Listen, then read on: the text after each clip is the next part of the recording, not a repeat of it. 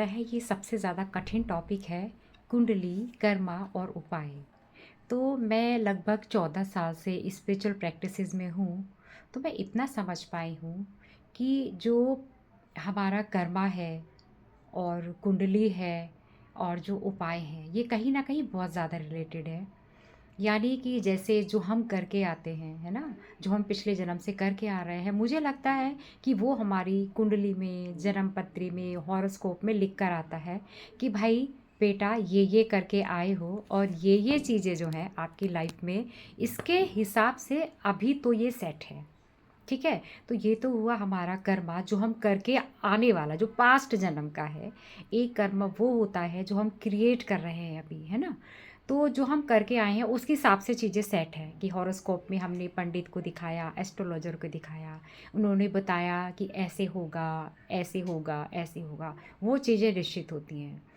अब बात आ जाती है कि क्या ये चीज़ें हमेशा ही फिक्स रहेंगी? ठीक है?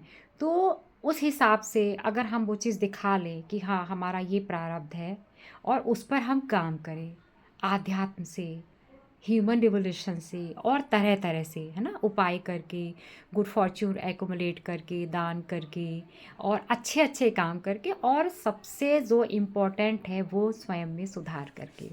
तो जब हम स्वयं में सुधार करते हैं, तो हमारा ज़ाहिर है ना हम एक्शन ले रहे हैं, तो जो प्रारब्ध है उसके साथ एक बिल्कुल कैलकुलेशन बनती है और हम अपनी चीज़ों को बहुत-बहुत हद तक सुधार सकते हैं। तो जो हम कर रहे हैं वो उपाय हो गए, वो तरह-तरह से लोग बताते हैं। कोई रेमेडीज़ के रूप में, है ना? वो चाहे क्रिस्टल के फॉर्म में हो, त्योहार मनाकर, अपने चक्रों पे काम करके, एनर्जी वर्ड से जुड़ के, तो ये सारी चीज़ें होती हैं। तो प्रारब्ध पर एक्शन लेकर, काम करके, खुद पे सुधार करके और बहुत सारे तरीकों से।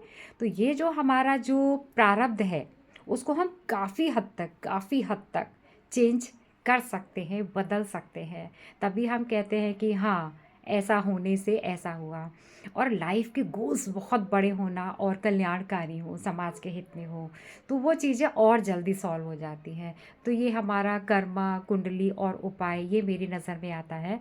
लेकिन यहाँ मैं कहूँगी कि जो हम उपाय करते हैं, है ना? उन उपाय हमारे एक्शन ओरिएंटेड होने चाहिए, तभी हम पूरी तरह से उस पे काम भी कर पाते हैं। Thank you so much for asking such a lovely question.